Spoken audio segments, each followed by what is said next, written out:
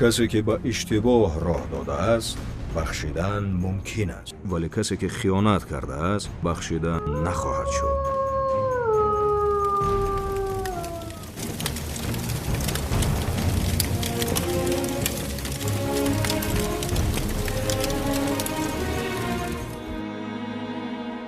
در طول سالهای جنگ شهروندی زیاده از 150 شهروند خارجی از جانب سلاح‌بردستان مسلح تشکیلات تروریستی اکستریمیستی سابق حزب نهضت اسلامی گروگان گرفته به هلاکت رسانیده شدند. گروگانگیری هنوز از سال 1991 همچون راه پولکارکنی در تشکیلات تروریستی اکستریمیستی سابق حزب نهضت اسلامی استفاده می‌شد. آنها شهروندان خارجی را گروگان گرفته به عوض مبلغ طلب کردهشان آزاد می‌کردند و نخترش می‌فروختند. یکی از این شهروندان خارجی گروگان گرفته آنها پروفسور ژاپنی یوتاکا آکینو بود. یوتاکا آکینو سال 1998 در جمهوری تاجیکستان همراه با همتایانش از لهستان، اوروگوئه و تاجیکستان ضمن اجرای فعالیت خود در دایره میسیای سازمان ملل متحد از جانب تندگرایان تشکیلات تروریستی اکستریمیستی حزب نهضت اسلامی به طور وحشیانه ترور شدند. میسیای مذکور روند به دست آوردن صلح و ثبات را در جمهوری ما نظارت می‌نمود. 3 ایول سال 2018 ضمن سیمپوزیوم بین المللی بخشیده به 20 سالگی یادبود مرگ فاجعه‌ای عالم و سیاستمدار مشهور ژاپنی یوتاکا آکینو بار دیگر تاکید و تصدیق شد که محض تشکیلات تروریستی اکستریمیستی سابق حزب نهضت اسلامی او و همکارانش را با استفاده از سلاح‌بردستان مسلح به قتل رسانیدند. در حقیقت از سالهای 1991 این جانب همه پستی و بلندی وحشیانه گروه‌های تروریستی نهضت اسلامی را می‌دیدیم. در این دوره‌ها زیاده از 100 نفر شخصانی گروگان گرفته که دیپلمات‌ها، شخصانی از خارج می‌آمدگی روزنامه‌نگاران و غیرها که برای تنجی و صلح صلاح با جمهوری تاجیکستان وارد می‌شدند، تروریستان نهضت اسلامی برای مبلغ و پول از خود کردن این شخصان را به گروگان گرفته به قتل به طریق وحشیانه می‌رساندند.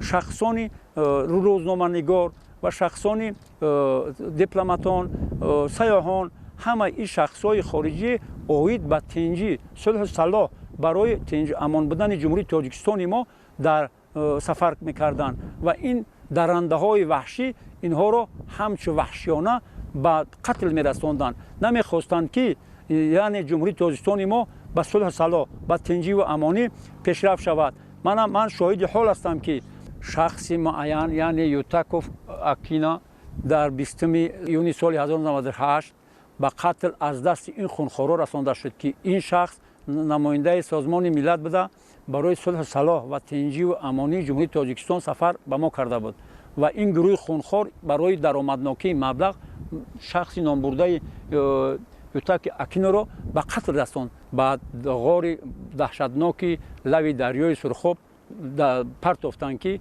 تا اینکه نشانه نماند.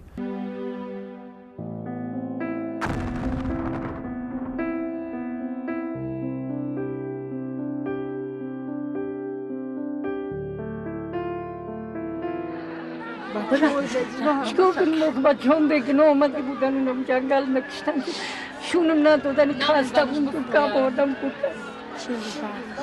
سالهای 93-94 هیچ وقت خاطر نمیبرم، چون که در اون سالها ما بسیار عظمت سخت کشیم. ایدستی همون گروه های حزب نهضت اسلام که اونا ما را در حقیقت غم میدن. در ای وخیا سلدت های یاش آوردن و چای یاش بیگناه را زلاجیکا را آوردن در همون قشلاق پارون چند روز گرفتن، عاقبت پروندن شو مرداشون تا پرتافتگی ما با ترس لرز خطی یک گروه بچه ها آدم های سین سال رفته جمع شیم رفتیم اونا را جنازه کردیم، تک خاک کردیم. اونا نمیموندن، جنازه کنی موند از زاغ زغن بخرن شو، اینا ایتره نوتره نمیموندن، خلق پیش رو رفتن.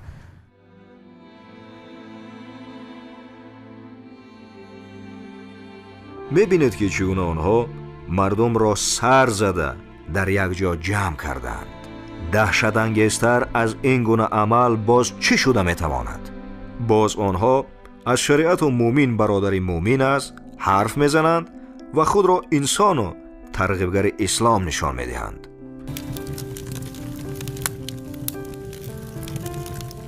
در سالهایی که جنگ شهروندی در جمهوری ترکستان ادامه داشت و نمایندگان حزب نهضت اسلام از آن جمله به دهه ما هم آمده بودند. من شاهد این حال بودم که از جمله خواهر من مملکت را هم یکی از اعضایان حزب نهضت اسلام جمعه علی مردان با زوری به واسطه عراق پدرم را زوران وای کردن، مجبور کردن، گفتن اگر نبیاری هر دو پسرت میکشیم. بیچاره موی سفیده در ماشین به زور بار کرده به تاغمای بردن. یک قشلاق همسایه داریم تاغمای، همونجا مجبورن کردن که هم دخترچه ما رو گریزانده بودیم. بعد تاغمای گفتیم که برو طرفی خاروق همونجا انده که از همین ظلم اینها خلاص شویم که نشد. بیچاره موی سفید با چشم گریان مجبور شد که دخترچه رفته از اونجا برگرداند و زوران او را بزنی گرفته جمعه علی مردان. و بعد چند وقت همین نهضتی ها در نتیجه تاثیر قواهای حکومتی راه فرار به جمهوری افغانستان پیش گرفتن و خواهرچه من را بیچاره‌ام گرفته به واسطه کوه و کلات و طرف افغانستان بردن. آن همه قتل و غارت هموطنان آیا برای دین اسلام و تشکیلات تروریستی اکستریمیستی سابق حزب نهضت اسلامی و راهبران ماجراجوی آن که خود را حامی دین و مذهب وانمود می‌کردند چه منفعتی داشت؟ نابسته از آنی که امروز تشکیلات تروریستی اکستریمیستی سابق حزب نهضت اسلامی خود را بیگناه برآوردنی می‌شود و برای خود سفید کنی از تمام راه‌های در اختیار بوده‌اش استفاده می‌برد، اما فاکت‌های تاریخی، نشاندادهای شاهدان وابسته به فعالیت آنها باطل بودن عقیده‌شان را برای جامعه نشان می‌دهد. شاهد هستیم ما برای همین. در پیش موسا پست موندن، آدم‌ها را از ماشین می‌فروردن، زن‌ها را از ماشین می‌فروردن، جاش با زنا می‌کردن، جاش بود بردن می‌پروندن. همه امیرین با چندین کس پروندن. همه با شاهد 325 نفر مرده رو ما از تک زمین کنده گرفتیم. می‌کفتن اکسکواتور کتی 5 6 10 آدم یک جای می‌پرفتن بالاش گور می‌کردن. موی سفید گفت که در جایی که سگ فرو می‌گردد یا سگ‌ها توب میشد در همانجا مرده است. می‌رفتیم می‌کفتیم از همونجا مرده می‌افتیم. نه گوشت دارن نه بینی دارن. کسلت‌ها کتی دستا سوختگی شرم شود مردی نباشم بریدگی. من خیلی دهشت‌های دیدیم ما از دست حزب نهضت اسلام. گروگانگیری و قتل و کشتار روشنفکران و ضیایان کشور در سالهای جنگ شهروندی و بعدی به امضا رسیدن سازشنامه استقرار صلح و رضایت ملی نیز برای حزب ممنوع سابق نهضت اسلامی به یک امر معمولی تبدیل یافته بود. اصلی مقصد نهضت همه قماندان‌ها را برپا کردگی بود، تو اینکه همه گروگان بگیره مردم و با واسطه گروگان گرفتن و به سبب گروگانگیری مبلغ جمع شود به نهضت که اگر مبلغ نباشه ما هیچ کار کنه نمیتونیم مقابل حکومت دولت. سال بگیم که 1998 همه خیلی اوضاع اومد که بابا جان مرمرویچ مرادفه که معاون میر شهری همان وقته بود میره گروگان گرفتن قماندان‌های نهضت اسلامی. ما در همونجا کار میکردم همچون اعضای بگیم که کمیسیه آشتی ملی. گفتن تو کماندیری نهضت که هستی هیچ چیز میفهمی، دیگر رو نمیتونن زبانشون شما میفهمین. بعد ما رفتم برای همه کارا به انجام رساندن. خب در کوچه خراتگین سراغ کردم، گفتن رحمان گیتلر در بالای همون کوچه خراتگین همونجا رفتم که در یک مسجد بابا جان مرمرویچه آنها حبس کرده است، ضرب لطی زیاد کرده است، عذاب و شکنجه زیاد کرده است، ترس در سر هم اعضای بدنش سیاه و مسلوق زدگیش هیچ حساب نمیکنی، سر لباسش هم گرفتگی بدن و یک جمعه دریدگی و در تنش. بعد من خطی رحمان گیتلر گپ زدم که گفت که من حاضر ختمه کفونم، گفت اما چرا برآورد یعنی گرانتا. ما گفتم خیلی ما گراناد میترسیدم اگر پیش خود نمی اومدم. ما همچون قماندان پیش اومدم اگر ما را مثال گیریم که روزگی ما را بخواهی همین مردک آزاد برای ما $200,000 پیشنهاد کرد. گفت $200,000 بتی ما میتونم میگیریم میرایی برای که مرا نهضت سپارش دادگان که مبلغ بیارین در برابر همین کارو بارتون برای مبلغی کار کردیم برای فرمون نهضت به جا آوردیم. ما گفتم ما ترا مبلغ دادن نمیتونم اگر یگان خدمت باشه اینا در تیارم. گفت خیلی 4 نفر ما آزاد کرده میتونیم. به گردن گرفتم بعد گرفتیم آوردیم در امو زاپرافکای پایانی امو کوچه خراتگین ورا در یک ماشین موندیم. بعد این نفر مسجد گرفتیم ما آدم اونا گرفتیم ورا دادیم بعد بردیم انا بابا جان مرمرش سمردیم.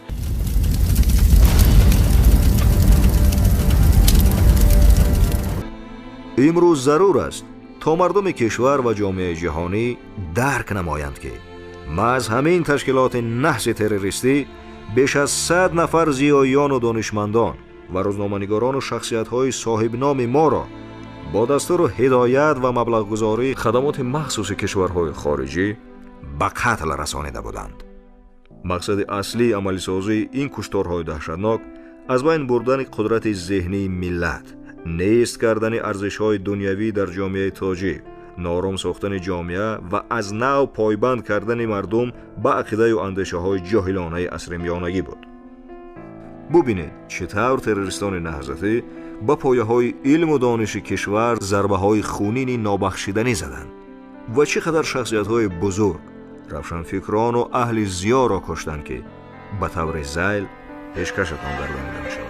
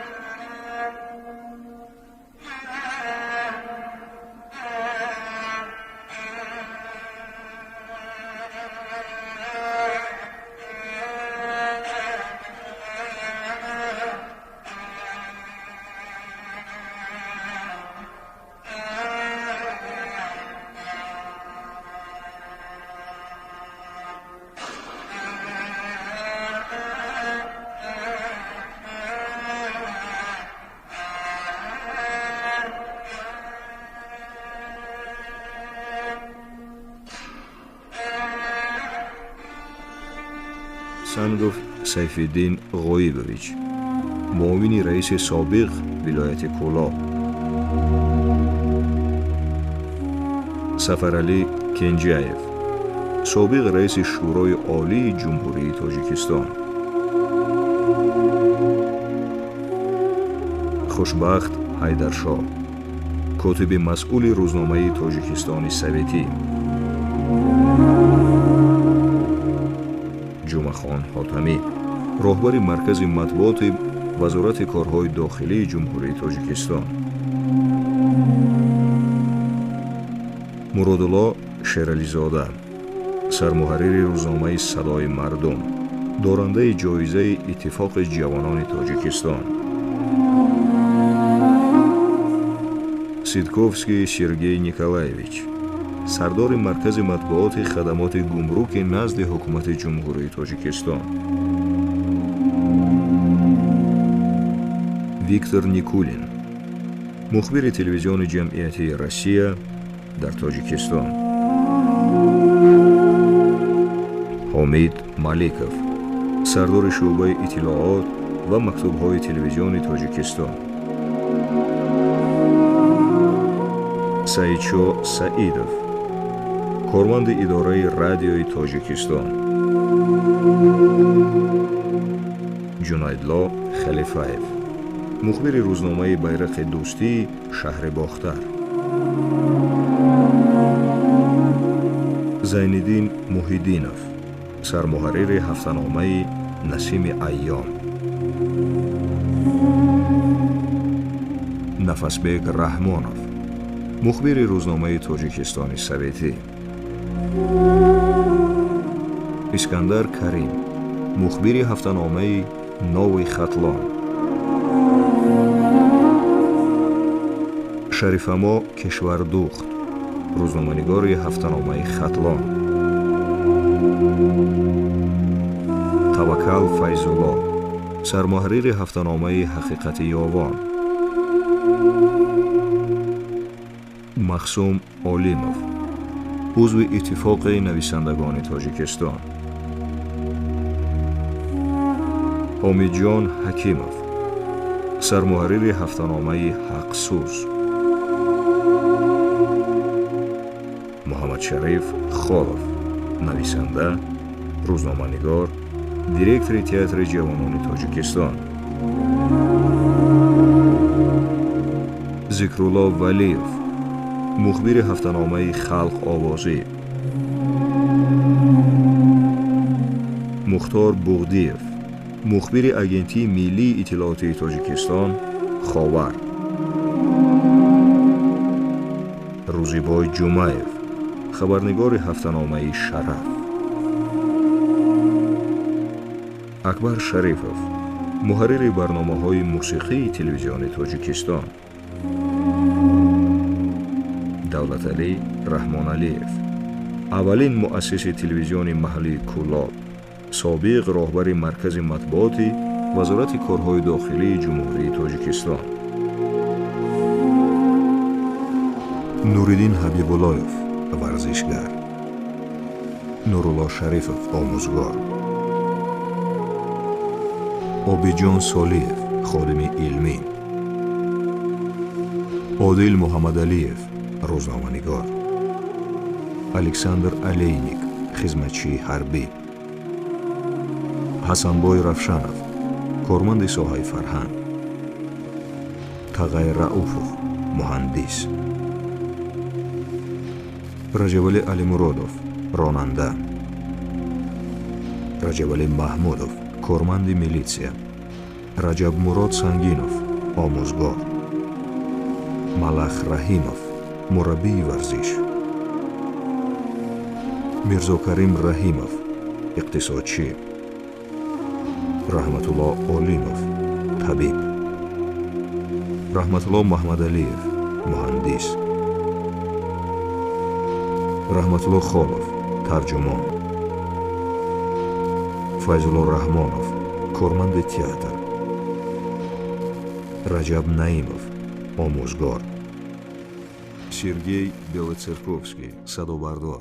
این رویخط را میتوان به آخر ادامه داد، ولی با همین اکتفا میکنیم. همزمان برای به دست آوردن مبلغ و ثروت، آنها نمایندگان دیگر قشرهای جامعه از جمله کارمندان ساحه بانکی را نیز گروگان میگرفتند. ماه دکبر سال 1998 با سفارش سرکردگان تشکیلات تروریستی اکستریمیستی سابق حزب نهضت اسلامی، معاون رئیس بانک ملی تاجیکستان ولیف نوروز علیویچ از طرف گروه سلاح به دست نهضتی در شهر دوشنبه گروگان گرفته شد. او را این دشمنان ملت و میهن در یکی از زندانهایشان در شهر وحدت مدت 57 شبانه روز زیر عذاب و شکنجه جسمانی و روانی قرار دادند. برای این گروه غارتگر و مردم آزار هیچ ارزش انسانی وجود نداشت. تنها در سر نقشه قتل و غارت، گروگان گرفتن مردم و فروش آنها را به خویش و اقربایشان داشتند.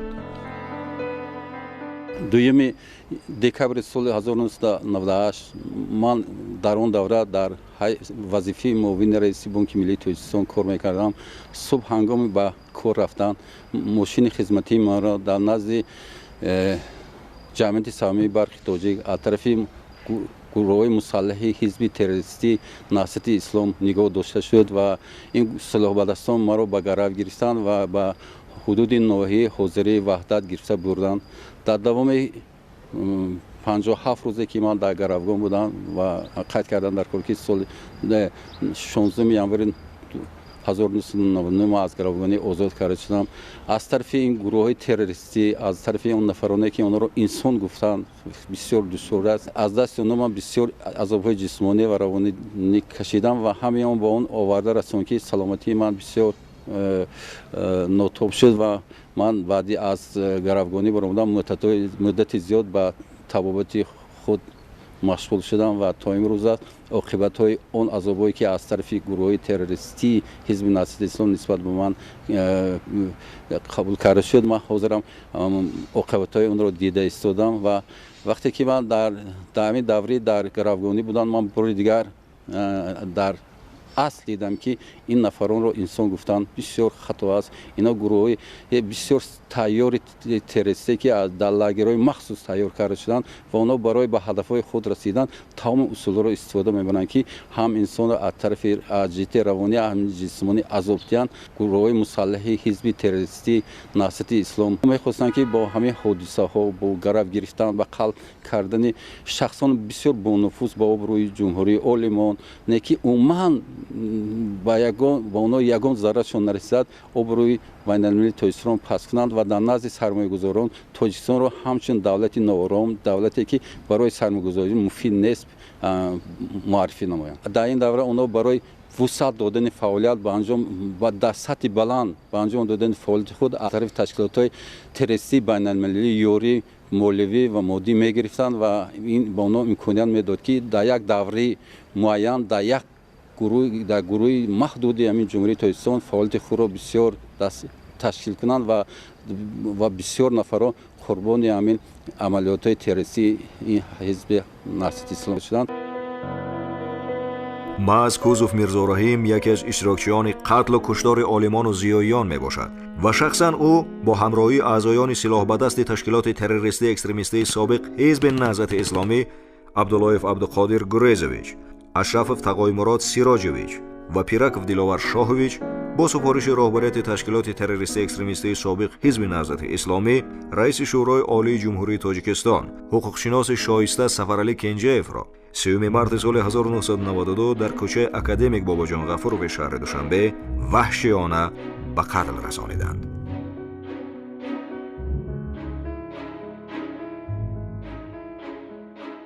سال 99 بود که رهبریت نهضت با سرداری حاجی حلیم هم شد که باید ما سفرعلی کنجیف را ترور کنیم. که وقتی که ما در تاجیکستان آمدیم داخل شدیم ما را در اینجا با اشرف تقایمراد با ما همراهی کرد. جمشید گوینم یکی از نفرای ما و که وقتی ما با اشرف تقایمراد رستم سهراب خانه جمشید رفتیم در اوجا ما را حاجی حلیم آمد امر کرد که گفت شما باید سفرعلی کنجیف را به قتل برسانید، هر چی میتونید زودتر این را به قتل برسانید. ما مدت 5 ماه 6 ماه جستجو کردیم سفرعلی کنجیف جای کشتنش را یافتیم و در مرکزی که در 82 میکرایان بود در رو پروی بازاری 82 در اتاج سیوم بود و که وقتی که ما در اونجا آمدیم از قبل بسیار پیگه اطلاع جمع کردیم در اونجا یک زن قدیمی آمد در اون وقت زن پیش میرفت و حاضر باشای سفرعلی کنجیف تلخوش عقبش می اومدن یک شفیار قطعی و که وقتی که ما در اونجا آمدیم جمشید ما را گفت که تو باید از دور ما را خبر بده که آمد یا نه آمد و در دست من همون یک گازت بود، باید ما در گازت می برداشتم که آمد، اگر نمی آمد من نمی برداشتم و جمشید در پایان ایستاد، رستم و اشرفوف در درون همون پدیز ایستادن که وقتی که سفرعلی کنجایف آمد من اشاره کردم که آمد و من باید از منطقه خارج می شدم. من منطقه خارج شدم، آنها سفرعلی کنجایف را در آنجا به قتل رساندن و تلخوش هم در آنجا به قتل رساندن. شفیعش هم که وقتی که ما سفرعلی کنجایف را به قتل رساندیم از جانب رهبریت حزب نهضت بر ما امر شد خصوصا حاج علیم که از تاجیکستان خارج شویم و ما به روسیه فرار کردیم.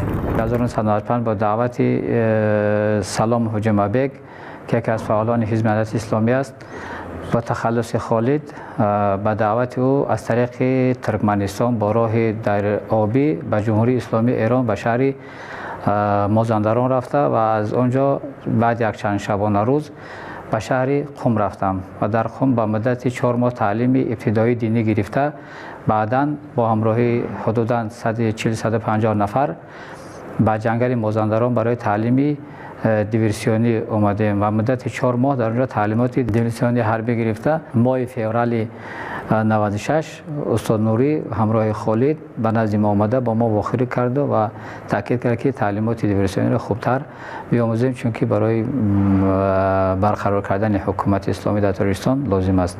ما در آنجا از تمام نمودهای سلاح آتشفشان تیر پراندیم، آموزش دیدیم و بعد 4 ماه من دوباره به شهر قم برگشته حدود 1 سال دیگر تعلیمات دینی دیده و سال 97 به تاجیکستان برگشتم و سال 98 عضو شامل گروهی پیرکوف دلاور شده. در سال 98 من با همراهی پیرکوف دلاور شاهویچ با لقب جمشید و عبدالقادر گریزویچ با لقب رستمی نورکی و با رستمی دوشنبگی و من 4 نفر 3 مارس 1999 در محله 82 در بنای استقامتیش سفری که با سفارش حاج حلیم در برابر مبلغ $2000 برای هر یک نفر سفری کنجایف را همراه راننده و 2 محافظش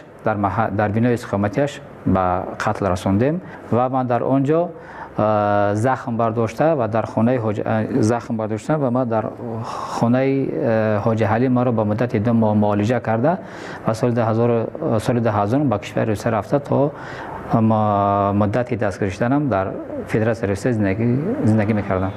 نهضتیان که امروز نشرمیده از ارزش‌های چون مردم سالاری و حقوق انسان حرف میزنند، آیا اعمال وحشیانه و انسان بدبینانه خود را طول سالهای جنگ شهروندی فراموش کردند؟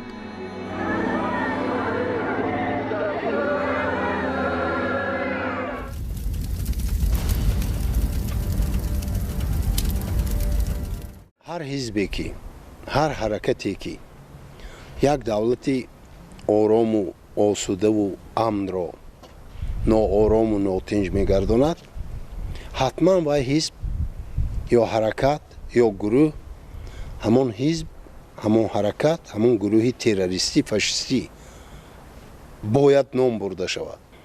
ابوالقاسم فردوسی گفتند که زیان کسان از پی سود خویش بجویند و دین اندر آرند پیش. محض همین نهضتی ها بودند که از پس منفیت های ناپاک و افلاس خود عمل کردند، با خواجگان خارجیشان که کیها باز چشم به آسیا میانه و دولت های آرام و آسوده و آباد از قبیل تاجیکستان چشمی حسد، چشمی طمع دوخته بودند، مصلحت کرده این دولت ناآرام کردند، مردم بسیار خانوایران کردند، مردم زیادی گمراه زیر شعارهای گویا مردم خواهانه آنها به آنها باور کرده به میدان ها ریختند و این مردم را تنها پرتافتند. خودشان به نزد خواجه های خارجیشان گریخته رفتند و این مردم از نافهمی و نادانی خودش سرسان و خانه ویران شد و شعار آنها همون دین است. گویا که برای دین، برای پاکی، برای اسلام، برای حقیقت مبارزه می‌برده باشند.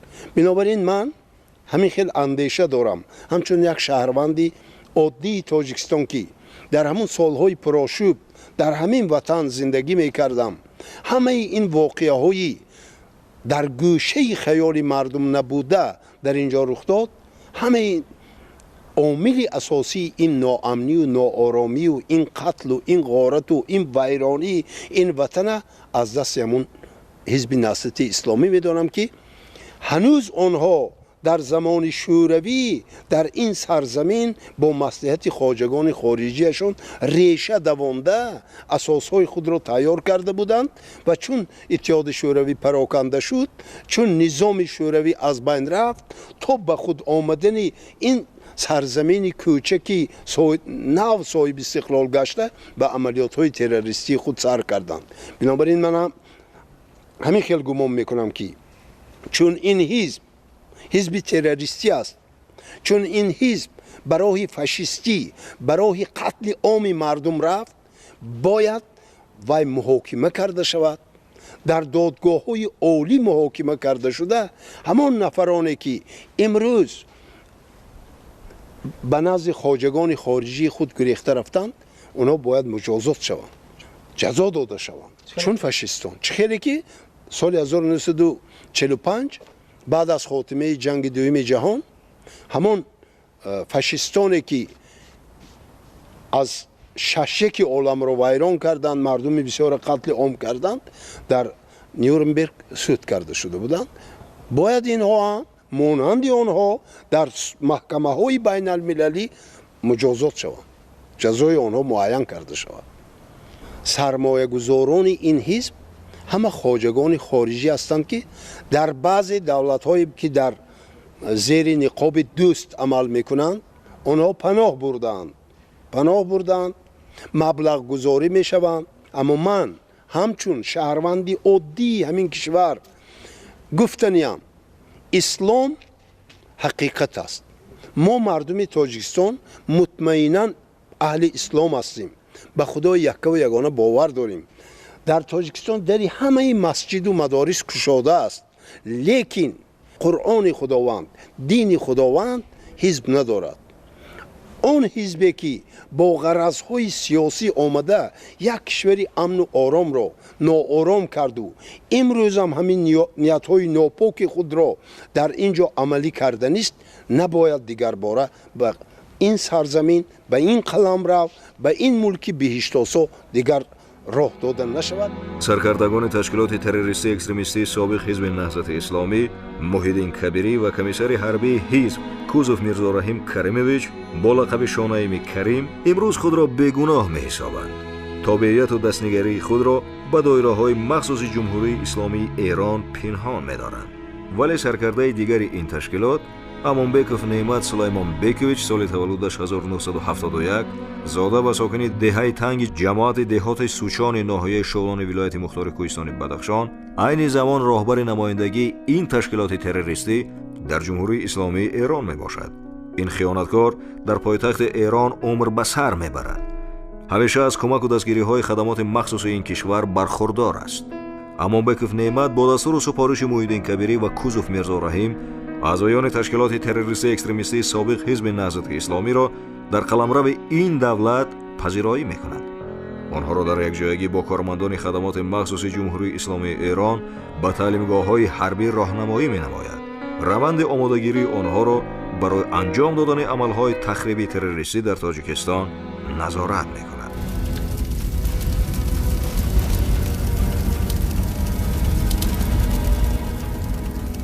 تشکیلات تروریستی اکستریمیستی سابق حزب نهضت اسلامی تا امروز تحت هدایت و راهنمایی و مبلغ‌گذاری بعضی گروه کشورهای منفعت‌دار برای ضد منافع ملی و دولت تاجیکستان فعالیت تخریبکارانه و دشمنانه را پیش می‌برد.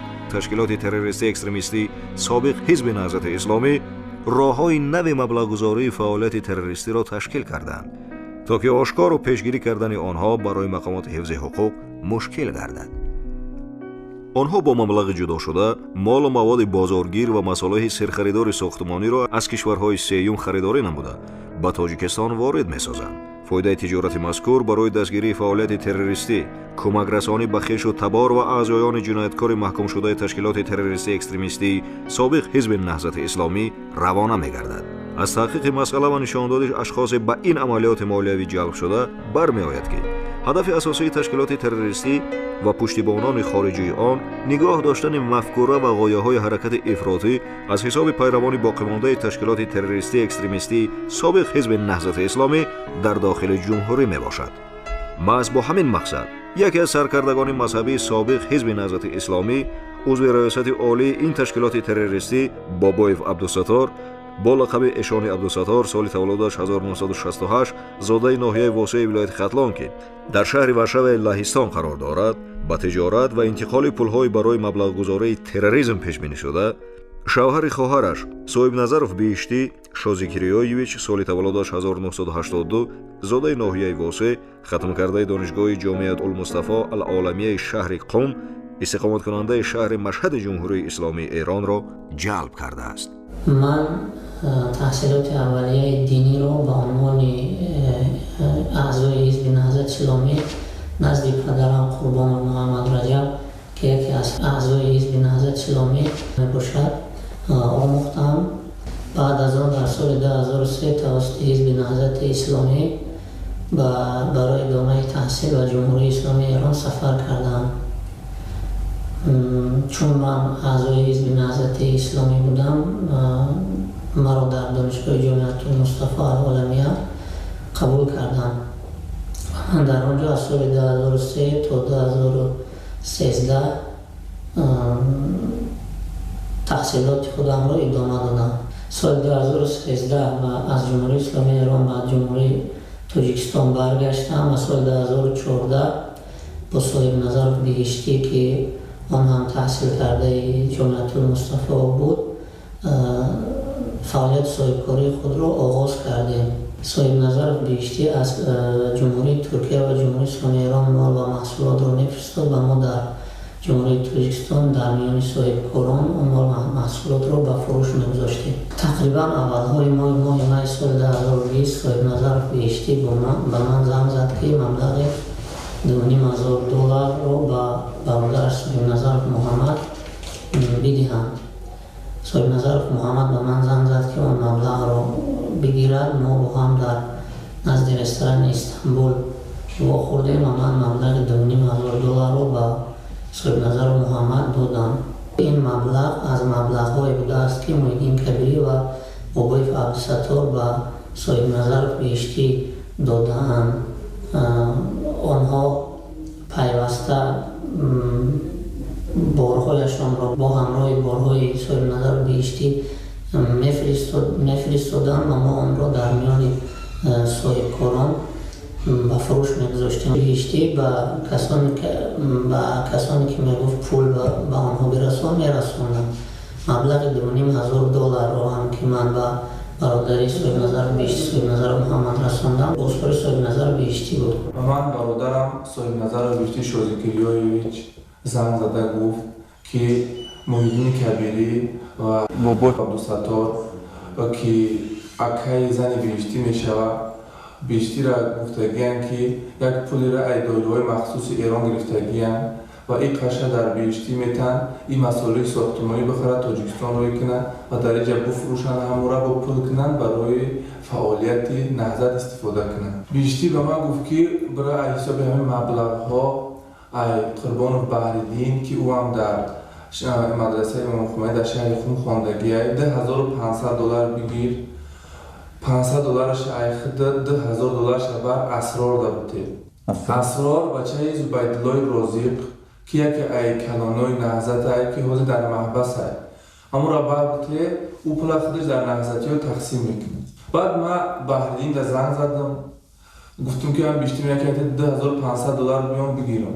او گفت که من یه بار بیشتر میپرسم بعد زنگ میزنم بیشتر زنگ زد پرسید بعد ما در زنگ زد گفت که خیلی ها بیشتر هم خیلی گفت بیا همین پلا بگیر من قدیش هم آهنگ کردم پیش رستوران استانبول ده رفتم همین پلا $1500 دستش گرفتم $500 برای خودم و $10,000 برای اسرار بعد تلفن اسرار را بیشتر در ایما پرداخت ما زنگ زدم اسرار تلفنش کشتگی بود و پگاش در تلفنش گریان شد خیلی خطیش زنگ زدم گفت زدم هماهنگ کردیم پیش محله 46 در هر دو ما خوردیم من $10,000 بردم در او دادم گفتم که همه در همین لحظاتی ها تقسیم میکنی بعد خیلی اگر نفهموش خشون در تلفن میفهمند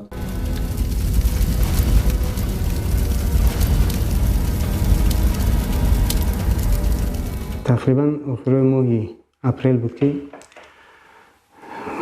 برادرم حسام الدین که در پاش خاله دارد به من زنگ زده و گفت که نفری به تو امانت میبرد اون رو بگیر و اولهای ماه مای بود که محمدی به من زنگ زد اما در 46 وا خوردیم نزد بینای سادات من $2,000 از محمدی گرفتم و محله کیپرازیم رفتم و اسماعیل $200 دادم و به ربانی $1,000 دادم 2-3 روز بعد برده $400 به سید محمد رساندم $200 دیگه به اویله عطای توکل که شمارش رو برادرم داد برده رساندم اعضایان متشکل جنایتی دستگیر شده محصولات را به جمهوری تاجیکستان از ایران یا ترکیه وارد نموده آن را توسط از شخصان میانه‌رو با استفاده از شرکت‌های تجارتی به مثل جمعیت‌های دارای مسئولیت محدودی عبدالله برات، بهار آرزو، نقین کارپوریشن و آلیها 91 از قید گمرکی می‌گذرانند و نام و نسب خود را با مقصد مورد نظر مقامات حفظ حقوق قرار نگرفتند در یگان حجت درج نمی‌کردند. در رفت تحقیق پرونده معلوم گردید که اکثریت این اشخاص با جرم مبلغ‌گذاری تروریسم بازداشت شده با خدمات مخصوص علاقه‌مندی دارند. در مجموع مبلغی که از جانب خدمات مخصوص به تشکیلات تروریستی اکستریمیستی سابق حزب نهضت اسلامی جهت گسترش و پهن نمودن ظهورات تروریسم و اکستریمیسم در تاجیکستان در دوام یک سال اخیر جدا شده است، $64,201 ایالات متحده آمریکا برابر به $661,270 سومانی، 200 یورو برابر به $2,470 سومانی، 81,000 روبل روسی برابر به $11,907 سومانی و 4,572,542 سومانی را تشکیل می‌دهد.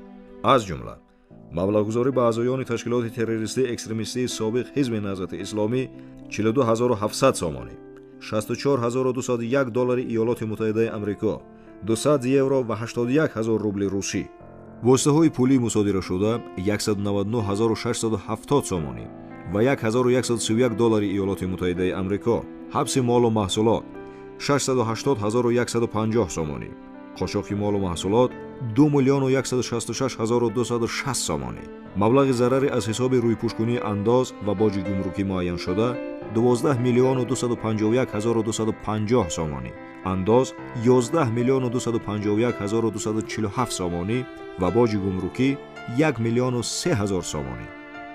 برقرار نمودن مبلغ‌ها $1,555,618 سومانی. قرض‌های انداز پیشینه شرکت‌ها $7,555,500 سومانی. در تمام دوره فعالیت تشکیلات تروریستی اکستریمیستی سابق حزب نهضت اسلامی، سرکردگان آن از حساب مبلغ‌های برای عمل‌های تروریستیشان از جانب خواجگان خارجی جدا شده، توانستند صاحب دارایی‌های زیاد گردند. پرسیده می‌شود که این دارایی و ثروت از کدام حساب آمد؟ البته از همان قتل و کشتار، گروگانگیری و فروش گروگانان، اینچنین از حساب مبلغ‌های خواجگان خارجیشان. بازم این فرصت خوب به دست آمد که به مردم شریف خود مراجعت کنم و از جنایت‌های حزب تروریستی نهضت برای شما بازگو کنم. اون چرا که من دیدم به چشم خود شاهد آن بودم که یک وقت از طرف رهبران ایران به حزب نهضت دستور شد که باید که شما در هر کجا باید بیت المال داشته باشه، در هر منطقه در هر یک جا باید بیت المال داشته باشه تا که همون قماندان های شما و رهبران همین نهضت اینها دائم باید که با پول و مال زیاد باید که تامین باشن بنابراین این دستورات قاری واسط گفتگی آدم نهضت مأمور کرد که رفته قماندانها را چی کنید امر ما را برسونید که آنها به هر واسطه قطعی از آدمان پولدار و دولت مردا و هر جایی که بیان حتی اگر مالکیت دولتی هم باشه به شکل غصب و دزدی هم باید که آنها کوشش کنند که پول و مال به دست بیارن و یکی راه این پول و مال به دست آوردن این گروگانگیری بود که یک انسانی یا در حکومت کار میکرده یا انسانی که ثروتمند بود و یگان صاحب کار بود یا پولدار بود به هر شکلی یک انسان رو به میقپیدن گروگان میگرفتن یا که رفته به سرش دوری میکردن که در بالاش ملزم میکردن که اینقدر پولی کلان حتی پولهایی که در او عقل در او زمان عقل آدم تا 40-50 هزار دلار 100 هزار دلار برای آنها فرمایش میدادن که اگر همین قرار نیاریم ما شما را نابود میکنیم یا فرزندای شما را نابود کنیم به همین مثلا تهدیدها همین کارا را میکردن و قماندانان رو مأمور کردن که در هر منطقه با نماینده های خودتون بگذارید تا که آنها این چیزها را کنترل کنن از جمله اینا رحمان گیتلر اینا اشانی دراز بعد یک یعقوب با لقب جینجک خب اگر خیلی آدم‌ها بسیار بودن که همه را که در فرصت کوتاه نامش نمیگیریم مأمور شدن و دست به همین جنایت زدن که این جنایت در یگان گوشه قانون خدا و رسول نمیگنجه. مثلا یک آدم شاید بپرسه که از مثالش چیه از کجا میدونی که کشدگی مثال روشنش اینه ثروتمندی رهبران تروریستی نهضت که همشون صاحب چندین خانه و بازار و مثلا مغازه های کلان و ماشین ها و زواد و فابریکه ها حتی ساختن همه میو از همون پول های به زور به مردم گرفته شده بود که به دست آنها می اومد و باید که او رهبرایی که اینها تعیین کرده بودن در هر منطقه آنها پول مال جمع میکردن می آوردن در اختیاری رهبرای این حزب تروریستی میگذاشتن.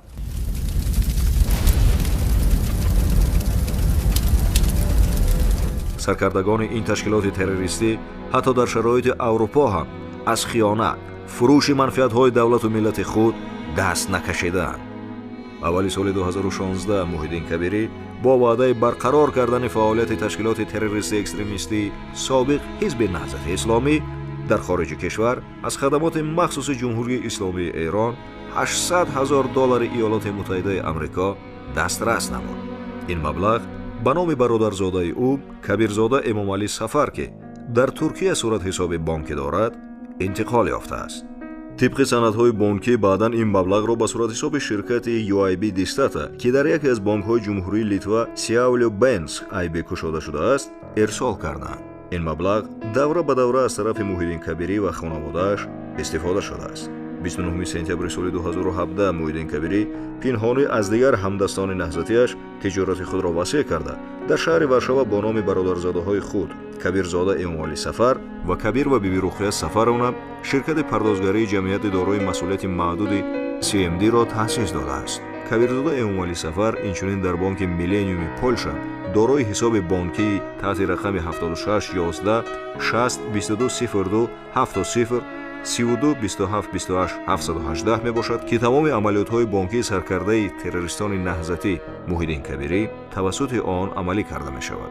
نظر اساسناک شاهدان جنایت‌های سرکردگان، راهبران و اعضایان این حزب کثیف جزئیات ناروشن تاریخ موجودیت این حزب را برای ما بر علا عیان ساخت. خود حیات نشان داد، خود حیات اثبات کرد که آنها نیتشان که بد بود، نیتشان آبادی نبود، بدبین بودن، بدخواه بودن، خدا آنها را زد و امروز دیگر راه ندارن، تنها از همون خارجه استاده نسبت ما سنگ پرتاین، لیکن میگویم که سگ عکاس میزند لیکن کاروان عقل روان است.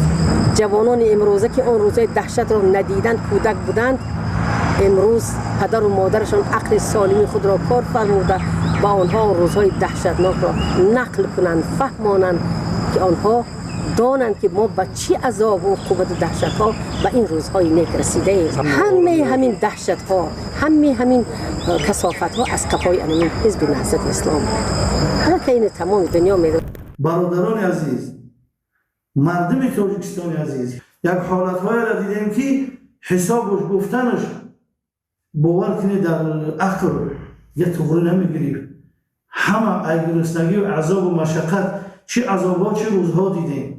امروز باید یک کاری کنیم که مردم تاجیکستان من آشکار میگویم و یک دل پر میگم که دیگر اینها را گوش نمیکنن و او کارها و کردارهای کردند گذشتند مردم را گمراه کردند با واسطه مردمی گویم که خواجگان خارجی الکی مردم اینا آموختن دیدن در حیات سنجیدن چقدر 150,000 زیاد مردم تاجیک پدر مادر برادرها گذشته شدن چقدر مادرها گویم که یتیمدار شدن چقدر عذاب و روزهای سیاه و وزنی به سر مردم ملت تاجیک آوردن کبیری بیا قطعی خواجگانت که در همون خارجه هستی خودت با همونها کار باید که مردم تاجیکستان قدیم گوی نشه تو باید که در خیر در استقامت اینجا هستی خارجه هستی با وطن ما و همون دهه‌ای که در شما در چی گپ زدن در همون قشلاق هم مردم تو برآمد کردن که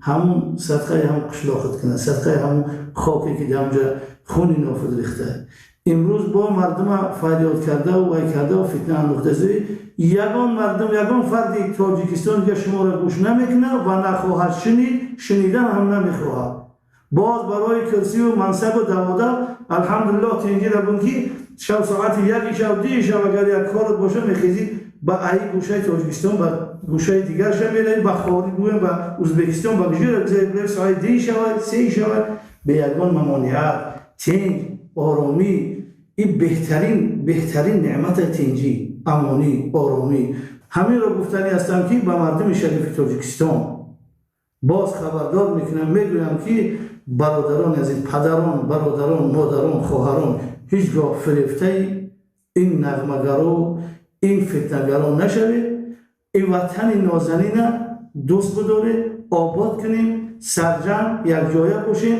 تنجی بهترین نعمت برای همین ما مردم تاجیکستان دیگر شما را و حزب شما را در وقتش قبول نداشتیم حاضرم قبول نداریم و نخواهیم داشت امروز برای همه واضح و روشن است که تفاوت تشکیلات تروریستی اکستریمیستی سابق حزب نهضت اسلامی از دیگر سازمان‌های دینی مذهبی در آن است که اگر دیگران با اهداف روشن فعالیت کنند نهضت‌های کثیف با روی پوش کردن نقشه و نیت‌های اصلی خویش می‌خواهند مردم را به گمراهی برند اما دلیل‌های قاطع برای نه تنها مردم تاجیک بلکه برای تمام دنیای معاصر معین می‌کند که در اصل تشکیلات تروریستی اکستریمیستی سابق حزب نهضت اسلامی چه مقصد دارد و تا این زمان کدام عملهای غیر انسانی را نسبت شهروندان تاجیکستان انجام داده است.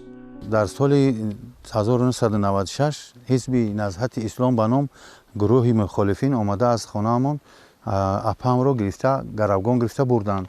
تقریبا ماهی آگوست بود و آن را وحشیانه به قتل رساندند. سبب اینکه شما به ارمیای دولتی خدمت رساندین همون سالدات را یک بردن نان میداد یک لیکوسات چینی جرغات میداد یک خدمت میکرد لباساشون هم میشست تو در آنها خدمت کرده گفته برده هم را به یگان اساس در سیر کوپرکی دیهای غلامان برده به قتل رساندند وحشیانه حتی مردهش را به ما ندادند.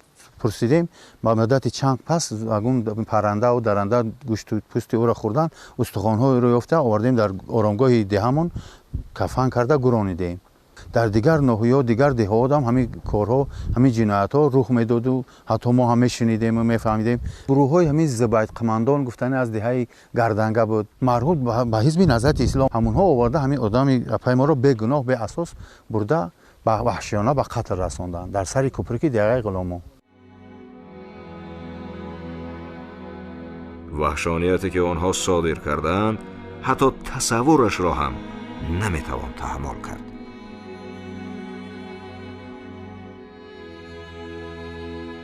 ای مردم شریف تاجیکستان شما مگر روزهای سخت و پر عذاب سالهای 90 فراموش کردید؟ ساعتها حتی شبانه رفته برای یک بخانک خلیب برای یک تا نان نوبت میپایدید. بازارها خالی چشم مردم گرسنه مردم از آینده خود تماما امید کنده بود. استاد لایق گفته بودن که سربزرگ میوه باغ عمر درختی بید شد زندگی از زندگانی بودنش ناامید شد. عیناً همون سالا گفته بودن. برای همین وای واقعه فراموش نکنیم. هر زمان به خاطر آورده استیم بار دیگر این نهضتی ها، این حزب تروریستی اکستریمیستی میخواهد که با رهبری خواجگان خارجی خود ان همین امنیت، آسودگی، پیشرفت، ترقیات این کشوری مبارک ما را خلالدار کنند. بنابراین من بار دیگر دعوت میکنم که زیرکی سیاسی را ما نباید از دست دهیم، هوشیاری سیاسی را نباید از دست دهیم. بنابراین سر وقت منع شدن فعالیت تشکیلات تروریستی اکستریمیستی حزب نهضت اسلامی قدم مهمی در راه استوار ساختن ثبات و امنیت کشور بود. گرفتن پیش راه این تشکیلات و این نقشه و این فتنه که به واسطه از خارجه اداره میشد برای ما یک نجات ملی بود. فقط لطف خداوند و سیاست خردمندانه دولت باعث شد که ملت تاجیک از چنین گروه زرخرید جنایتکار و از چنین فتنه عصر خلاصی یافت و حیات آسایشته مردم حفظ شد. مقصدی، غرضی، خواهشی حزبی امروز در تاجیکستان ممنوعی اکستریمیستی تروریستی نهضت اسلام با رهبری کبیری فقط ناآرام کردن همین وضع آرامی جمهوری تاجیکستان. چرا؟ سوال پیدا شدنش ممکن که چرا؟ برای آنکه اینها خواجه های خارجی دارند. انا همین خواجه های خارجیشون میخواهند که با هر راهی نباشد وضعیت آسیای میانه را مرکب کرده، از حساب مرکب کردن وضعیت جنگ انداختن مردم کسه های خود و خواجه های خارجی خودشان پر کنند.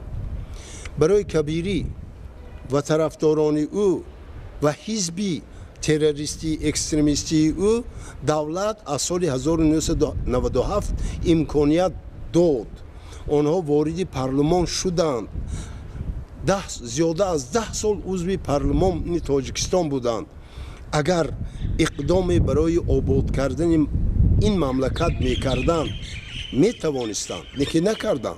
اونا فقط کیسه های خودشان پر کردند. اونا فقط مردم گمراه گل زدند. استاد لاهوتی فرمودند که همه دادی وطنخواهی زنند، اما نمیدانم وطنخواهی به گفتار است یا کردار یا هر دو. کبیری، هم مسلکان او، پیروان آنها، دنبرداران آنها فقط در گفتار وطن دوستی میکنند. آنها چی میخواهند؟ چرا از خارج کشور استاده سنگ میاندازند؟ از خلق عزیز تاجیکستان خواهش میکنم که نور را گذاشته ره به سوی ظلمات نبرید. با نظرداشت ماهیت تروریستی و خیانتکارانه و مقام غیرقانونی حزب نهضت از تمام شهروندان عزیز کشورمان خواهش کرده می شود که هنگام سخن گفتن، خواندن، نوشتن، آشنایی با مواد اینترنتی و عموماً ضمن هر گونه مناسبت با این موضوع با ادبیات، با اعضا یا فعالیت این گروه باید در نظر داشت که سخن درباره تشکیلات تروریستی منشأ غیرقانونی می رود و از نظر حقوقی همه گونه رابطه با آن عمل غیرقانونی و رابطه با اکستریمیسم و تروریسم به حساب می رود. بنابراین ضرور است که هر شهروند خودش، فرزندانش و اطرافیانش را از این خطر امین نگه دارد. همچنین به پدر و مادران، برادران و خواهران و کل مردم شرفمند تاجیکستان عزیز مراجعت کرده می شود که از این بعد هرگز نگذارند که فرزندانشان برای تحصیل به مکتب‌های دینی کشورهای اسلامی به خصوص جمهوری اسلامی ایران روند و پایبند به عقیده‌های افراطی شوند. در این کشور فرزندان شما به دام فریب سرکردگان و اعضایان تشکیلات تروریستی اکستریمیستی سابق حزب نهضت اسلامی افتاده، در دایره تفکر افراطی و تروریستی تعلیم و تربیت یافته، در نهایت به گروه‌های افراطی و تروریستی شامل شده، پیش از همه به والدین، به ملت و دولت خود خیانت میکنند. بار دیگر از شما بینندگان گرامی، پدر و مادران عزیز خواهش کرده می شود که دیده و دانسته حیات فرزندان خود را نسازانید و آنها را به دست دشمنان وطن و ملت نسپارید. با خلق شریف تاجیکستان یک مراجعتی دارم باز که فرصت شد همچنین مصفحه دیگه انسانی که در همه این واقعه ها شرکت داشتم، تجربه دارم، خارجه را دیدم، همه این چیزها را من یک انسانی هستم که از شنیدم نمیگم، چیزی که دیدم میگم. مردم شریف تاجیکستان رو آگاه میکنم که فرزندای خودتون رو کنترل کنید که به جمهوری اسلامی ایران نروند، خواندنی هم که باشد، کار هم که باشد نروند. آنها فرزندای ما را از مذهب میبرارن، به زمین اینکه از مذهب میبراین آنها را تروریست تیار میکنن و میگیرن، به واسطه پول فریفتشون میکنن. مثلا ما جهاد میکنیم گفته و ایسوس و بچه های یوشا میتونن که اینها را از راه رشته میبرارن، عاقبت دست به جنایت میزنن، یا کشته میشون یا که یعمر در محبس میپوسن میرون، زن و فرزنداشو به صاحب. برای همین همچنین یک برادری شما التماس میکنم که کوشش کنید که فرزنداتو به جمهوری اسلامی ایران نروند. برای چی ما در این نقطه بسیار تاکید میکنیم که فرزنداتون نمونه؟ برای که هر یک کسی که جمهوری اسلامی ایران میروه، خواه اون نهضتی باشه غیر نهضتی، در اون مکتب‌های مخصوصی که برای تاجیک‌ها تشکیل کردن وقتی میروند، راهبران همه او جاهای تعلیمگاه‌ها خودشو از همون امنیتی همون جمهوری اسلامی هستند و اونها همیشه کوشش میکنن که فرزندای تاجیک‌ها که در اونجا میروند آهسته به سوی مذهب شیعه جلب کرده شن و هر واسطه قطعی، با واسطه دادن پول، با واسطه مثلا که دیگر تبلیغ تشویق‌ها و بچه‌ای که مثلا ببینن که به شیعه تمایل داره، احوال مادیش خوب میشه و مثال داره شرایطش مهیا میکنن، خوب میکنن، تبلیغش میکنن. او یکی خوب نمیشه او را به هر واسطه قطعی بهای پس میگذارن، از مکتب ها خارج میکنن. کاری که در یک دشواری میغلطه و بچه که مجبور میشه که به همو گفته آنها بکنن. بعد وقتی که آنها به مذهب شیعه تمایل کردن، آنها را مجبور میکنن و وظیفه‌دار میکنن که شما به خاطر خدا، به خاطر امام دیگر وقتی که تاجیکستان رفته باید که شما همین مذهب شیعه را باید نشر کنید تا که ما برای آمدن امام زمان مردم از زمینه مثل آمدنش مهیا کنیم.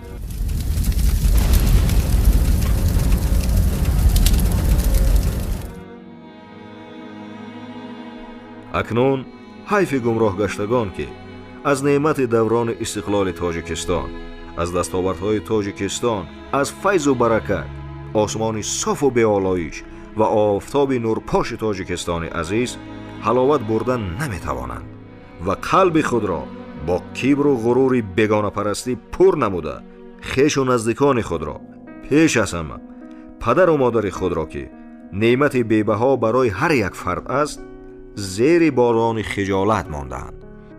عملهای انجام داده آنها هیچگاه از خاطرات مردم رنج کشیده زدوده نخواهد شد.